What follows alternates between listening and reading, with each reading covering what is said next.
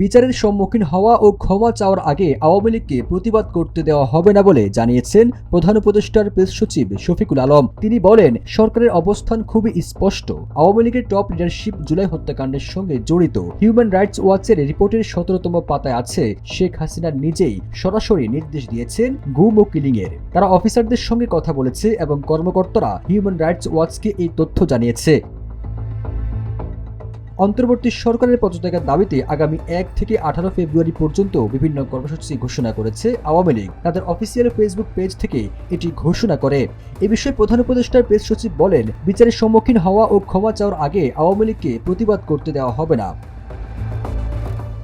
তিনি বলেন, এত বড় একটা হত্যাকাণ্ড হলো বাংলাদেশের ইতিহাসে। আপনার আমার চোখের সামনে বাচ্চা বাচ্চা ছেলে মেয়েদের খুন করা হলো।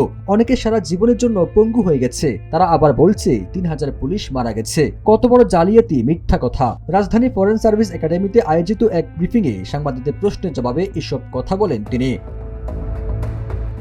প্রধান উপদেষ্টার প্রেস সচিব শফিকুল আলম বলেন, তারপরে তো আওয়ামী লীগের মধ্যে কোনো অনুশোচনা নাই, অনুতপ্ত নাই। তার উপর তারা মিথ্যা কথা বলছে যে 3000 পুলিশ সদস্য মারা গেছে। ছাত্র জনতার গণ অভ্যুত্থানের মুখে গেল বছরের 5 আগস্ট দেশ থেকে পালিয়ে ভারতে আশ্রয় নেন সাবেক 3বারের প্রধানমন্ত্রী শেখ হাসিনা। তার পালিয়ে যাওয়ার মধ্য দিয়ে বিভিন্নভাবে দেশ থেকে পালিয়ে যায় হাসিনার সরকারের মন্ত্রী এমপিরা। এর বাইরে অনেকেই গ্রেপ্তার হয়েছেন, আবার কেউ দেশের ভেতরে রয়েছেন আত্মগোপনে।